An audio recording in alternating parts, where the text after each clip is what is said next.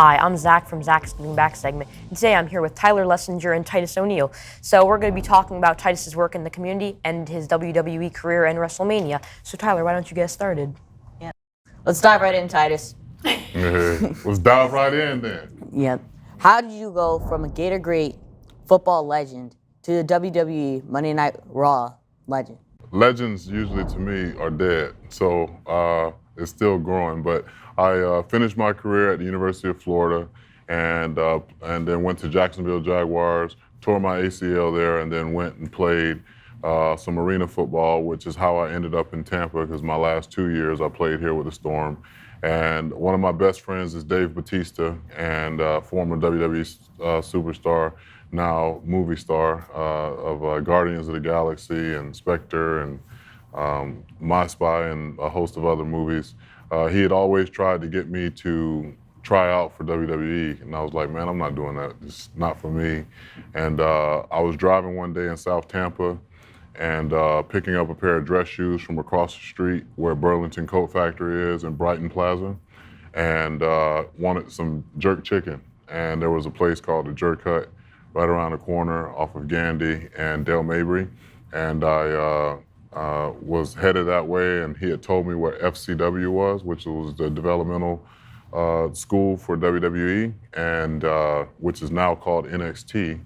And I picked up the phone. I said, hey man, is this a place you've been trying to get me to go and try out? And he said, yeah. And I said, well, I'll poke my head in the back door and see what it's about. And 2 weeks later, I was signed and learning how to become a WWE superstar. And that's, that happened 12 years ago, and I'm still going. WrestleMania is coming to Tampa for the first time ever at Raymond James Stadium. What makes this event so special to Tampa, and why do you think so? Well, for a multitude of reasons. Number one, it's our equivalent to Super Bowl. It's actually voted by Forbes magazine as one of the top 10 sports and entertainment events that can happen, along with the World Cup, Super Bowl, obviously, and the Olympics. So we're in a very special category when it comes to putting on large events. And obviously the city of Tampa is very special to me, special to you guys because you live here. You've been able to see a lot of things over your very short lifetime happen here, including national championships, other Super Bowls. And a lot of people don't understand that this has been a hub for a lot of WWE superstars for years. I mean, history dating all the way back to the 80s, where WWE superstars from the past lived here. People always talk about Dwayne "The Rock" Johnson. Dwayne "The Rock" Johnson used to live right here in Tampa Bay off of Hillsborough. And his father, before he passed, actually lived here as well, up in Lutz, near where I live. And so there's a lot of history here for the city. There's a lot, obviously, with our sports commission always putting on amazing events, your mom included, and she's a former Gator, go Gators. To be able to have, once again, in 2 times in 1 year, Tampa Bay be the epicenter of sports and entertainment, with most recently the Super Bowl. Now we get a chance to have a little bit of a rewind. Unfortunately, still limited amount of fans. We can't blow it all the way out like we would normally do for WrestleMania. We would break attendance records everywhere we've been so far, and this year would have been no different. But for us in Tampa, any amount of economic boom is great because so many people obviously were out of work during COVID, and so many businesses were shut down and restaurants were closed. So it gives all of these people that are finally getting back to work and these families that are finally being able to get out and about another opportunity to do something. And it's, for us in WWE, it's our first time having fans in over a year. And so we're excited about being able to put on our big show in front of, a max capacity crowd of 25,000, but also millions watching across the globe, whether it be on Peacock or the WWE Network globally. So a lot to be excited about, and I'm the host this year, and that's a very special honor for me, obviously, with what Tampa means so much to me, and that clearly shows that the company feels very strong about me as an ambassador and as a person that has done a lot here in Tampa, but a lot for the company. So to be right at front and center, kind of leading the charge, it's pretty cool. Now the word on the street is that you and Hulk Hogan are going to tag team host. this year's WWE WrestleMania. That's the word on the street. That's the word on the street. I mean, we're dubbed as co-hosts, but you know, I'm a pretty selfish guy when it comes to this opportunity. So Hulk Hogan will definitely have a part on the show, but I consider myself the host and the one and only host. Is there anything the fans can expect from this year's WrestleMania? Well, you know, for the second year in a row, we are doing 2 nights. Last year was the first time we had WrestleMania over 2 nights. Usually it's a long day when it was on one night, but now it's over 2 nights. We got great matches. History being made. The first African-American woman to win a Royal Rumble will challenge for the championship against another African-American woman. So it's the first time 2 African-American women have been in the main event picture. We have our first time ever African-American champion, WWE champion, in the main event of WrestleMania on one of the nights. I've been here 12 years now. It's been the most diverse group of talent up and down the roster. We got Bad Bunny, you know, who is a global superstar, Latino, going to take on The Miz. We have our women's division that has gotten stronger and stronger each year, that will be represented well both in the women's championship title matches. For the first time ever, we'll also have an Australian and a person from Japan in the championship match on our card. So a lot of diversity and a lot of things to look forward to when it comes to representation and having so many voices out there being heard, so many new heroes being developed. And I'm very proud of that aspect of WWE and what we're going to be able to provide the fans over 2 nights. And it's going to be special, and I'm really looking forward to it. I'm so proud of every single talent that has made it to this point and got our company to this point where we're not just stereotypical characters, that they're actual heroes, and then people look at them as heroes. Yes, they're entertaining, but you got women out there that are tough and, you know, can kick any one of our butts at any given moment. And then you got, you know, you just have so many great dynamics when it comes to sports and entertainment. People will laugh, people will boo, people will cheer, and we, at the end of the day, I think some folks out there will even cry because it'll be the first time that they see certain things, and I'm looking forward to being able to be a part of all those range of emotions. Now, when you walked in today, the first question that popped in my mind, how much do you bench press? Oh man, I don't even know. I don't bench it heavy anymore. My max bench at one time was 510. If I got underneath 500 pounds right now, it'd probably cave every last bone in my body in because I don't lift heavy anymore. I just look strong. And I am strong, but I don't lift heavy weights anymore because I'm getting older. I know I look good for my age, but I'm about to be 44 years old.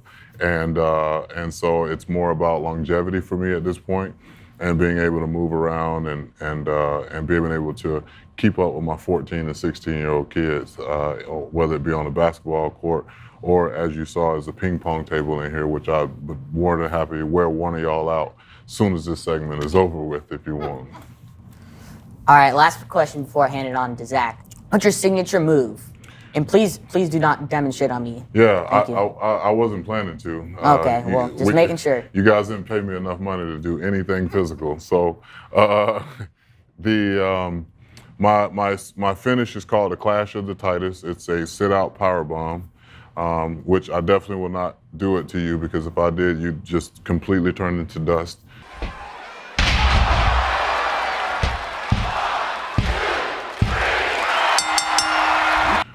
And, you know, we still got to get you to the University of Florida at some point and graduate from there because that's the only option that you have, right? Right? Yeah. Yes, sir. Yes, sir. So good kid. You know what I mean? Mom and dad raising you well. But yeah, that's my signature move. It's called the Clash of the Titus. Well, thank you for your time, and yeah, I can toss it to Zack now. All right. So we covered your WWE career, but we're here at Sligh Middle, so why is that important to you? Sligh Magnet School is an important school to me because much like myself when I was a kid, there are a lot of kids out here that were deemed bad kids. And I believe that for a good majority of my young adult life. I used to get bullied a lot. I got in trouble a lot, and then I got a chance to go to a place called the Florida Sheriff's Boys Ranch up in Live Oak, Florida. And it was there that a guy told me the two most powerful sentences in my life. The first one being that he loved me and that he believed in me. And the second one being that there's no such thing as a bad kid. When he asked me, you know, why do I get in trouble all the time? And I said, I don't know, man, I'm just a bad kid. And he said, there's no such thing as a bad kid. And so there are a lot of kids out here that for years in the school didn't look that great, and people didn't really want to come here, was known as the fighting school. And I initially started coming here almost 6 years ago to give kids birthday parties that couldn't afford to have birthday parties, because I never had a birthday party growing up. And that expanded to several other schools throughout the county. And but this place was always very special to me. I just saw so much potential, not only with the students and the staff, but just, I mean, land-wise, this is bigger than some high schools. And so it's so much potential to grow. And it was in the heart of probably one of the most underserved areas in Tampa and East Tampa. And I felt like if I was going to do work anywhere, I wanted to do it where a lot of people that were counted out at one point can be counted on at some point. And so I wanted to come here and start the process, and it's still continuing to be a process. But ever since I've been here, you know, the school went from being an F school for the last 19 years to being a C+ school, on its way to being a B school. Attendance is up, suspensions are down, and for the first time in the last 2 years, we've had no teacher openings. So that to me is success in itself, because as most people know, dealing with kids at a Title I school is very tough. You're dealing with a lot more issues than academic and behavior, and sometimes these kids are coming from situations where they may be homeless or facing homelessness. Food insecurity is a huge issue here. A lot of kids aren't eating unless they come to school, and so want to put things in place so that these kids, when they come to school and when their parents come to this campus, that they feel welcomed. They understand that there are standards, not expectations. I don't put expectations on anyone, because I can always be let down. But if I set a standard of excellence, when you come here, you treat things a certain way. There's no trash on the ground. When people come by, you shake their hand, you look them in the eye, yes sir, no sir. And hopefully that translates over into when they get home. And I feel like that's a universal standard, in my opinion. It's about respect, loving and respecting everybody you come in contact with, understanding that you won't like everybody that you come in contact with, and you won't agree with everybody that you come in contact with, but you love them and you respect them. What motivates you to help work with these kids? People invested in me when they had nothing to gain in return. And for me, I'll never meet a lot of the people that gave money to the Boys Ranch or gave money to the Boys and Girls Club. But what I can do is give of myself and treat people with dignity like those people did, with their hearts, their minds, their time, and their resources. That's my way of paying back those folks, but it's also what got me here, is that, you know, people showed me love, real genuine love, and it came from all walks of life. It came from black people, it came from white people, it came from lesbian, gay, straight community, Republican, Democrat. That's why, you know, people ask me all the time, when you gonna run for office? Never. And I'll say this on you guys' show too, I'm never running for office, because I've been known as a person that connects people and brings people together. And the minute that I say I'm a Democrat or a Republican, I automatically cut off half of my influence. And so I'm one that truly believes that God put me here for a reason, just based on being a product of a sexual assault. My mother was raped at 11 years old, had me at 12 against the wishes of many people. And I was labeled a kid that would be dead or in jail by the time I was 16. And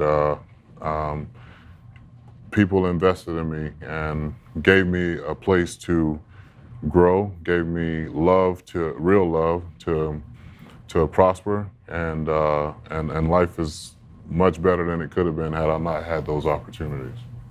Well, you heard it here, folks. Titus is definitely not running for office. So what are some goals you have for this school in the future? Goals that I have for the school in the future, one is to continue to sustain and increase the overall school grade. You know, this is the 6th highest zip code for children living in poverty. So I'm working in conjunction with my foundation and Florida Chamber and many other partners to help decrease that dramatically by 2030. I want to continue to make sure that the families that are in this community stay in this community in regards to where they go to school. This is a magnet school, so obviously we can take kids from all over the district. But I want this to be a place where people don't just sign up to go, but it's like a waiting list for them to want to get into school here. Also a hub to be able to host activities, host different outside partners. You know, we have 2 bowl games here every single year with the Gasparilla Bowl and the Outback Bowl. Make my heart proud to be able to have one of those collegiate teams on campus here for an entire week, you know, practicing and working out and having these kids be able to envision themselves hopefully one day playing and being in that position. And who knows, we may get another Super Bowl hopefully here in the next 5 years hosting one. And, you know, they're always looking for a place to practice. So if it's the Bucks, clearly they have a place to practice at one Buck, but the away team always is looking for a place. And we got bleachers coming and stuff like that. So it's, you know, 5 years from now, this entire area will be different. And I know that. I saw that 4 years ago. And I just want to be able to help these families that are here and around the surrounding areas, you know, get opportunities to gain employment, to get transportation, to, you know, get free financial literacy courses so that they can partner with one of our partners, Suncoast Credit Union, where we can match some of their savings and put them in a position to purchase a home, be first-time home buyers, et cetera. The list goes on and on. It's a lot of potential. But for the students here, the ones that are going through this transformation right now that are getting ready to go to high school, I want them to be able to come back here in the summers and employ them to come back here in the summers and tutor and work and continue to have pride in what we're building here. We have a house system here. It's everybody here is in a house, from the custodial staff to the teachers to the students, and it's all about competition and accountability. And there are 5 houses. They all make up the word pride, which is what I want them to continuously have here, both on campus and outside of here. Have pride for yourself. The 5 houses of positivity, the house of positivity, the house of respect, the house of innovation, which we're in the innovation room right now, the house of determination, and the house of excellence. And all of those things make up pride. So at the end of the day, that's what we want to continue to build here is pride. The WWE is very committed to the community. Can you tell me a little bit about the work they do? Yeah, so we partner with various organizations throughout the globe. Obviously being, you know, broadcast weekly in over 130 countries in 35 different languages, we definitely have a large fan base. But we partner with organizations like the Boys and Girls Clubs of America, Susan G. Komen, Special Olympics. We've been the title sponsor of the World Games and Unified Games the last 4 out of 5 years. We work with Hired Heroes, which helps veterans, those that have served in the military, transition into the real world. We just started a new working with a new organization called Girl Up to continue helping this women's empowerment movement, both inside of WWE and outside of it, using our female superstars and presenting them as superstars and not quote unquote divas. That's what they used to be called. But you know, kind of helping transform people's mindset when it comes to women's sports and utilizing the Girl Up platform to do that. We also work with, Nestle Waters, and working with their environmental teams and things like that, and I'm actually a national ambassador for them for 2021 to healthy hydration, which is one of the things that regardless if you're an athlete or not, obviously drinking great water and clean water and is good for everybody's body. Even though they say milk is, it tear my stomach up. But but water's been very good to me, and now that I've gotten older, like almond milk and alternatives, oat milk and stuff like that. But you know, we have a lot of partners. We have over 50 billion views or 75 billion views on YouTube.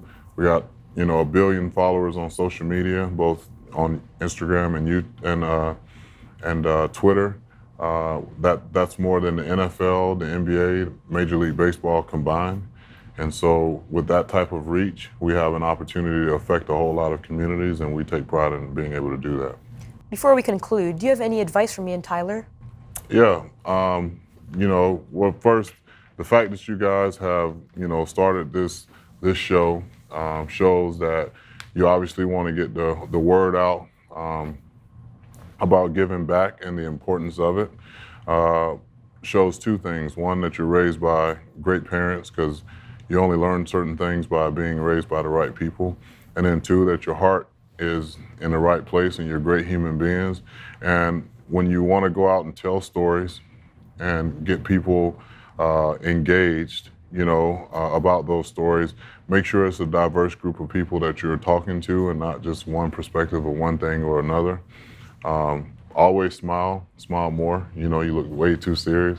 You're a pretty handsome kid, both of you. Yeah, so smile more because you let people in. You let people feel like you're more engaging, and it's contagious. A good smile is contagious, just like the stories that you tell and about giving back and the importance of it. That stuff is contagious when you get people, the right people around you. So continue to, make great episodes. Have great guests like myself, the WrestleMania 37 hostess with the mostest, and continue to be great. Thank you for taking some time to do this interview with us. Absolutely. Before we end, go check out Tyler's work on Live on Leonia, and don't forget to like, share, and subscribe.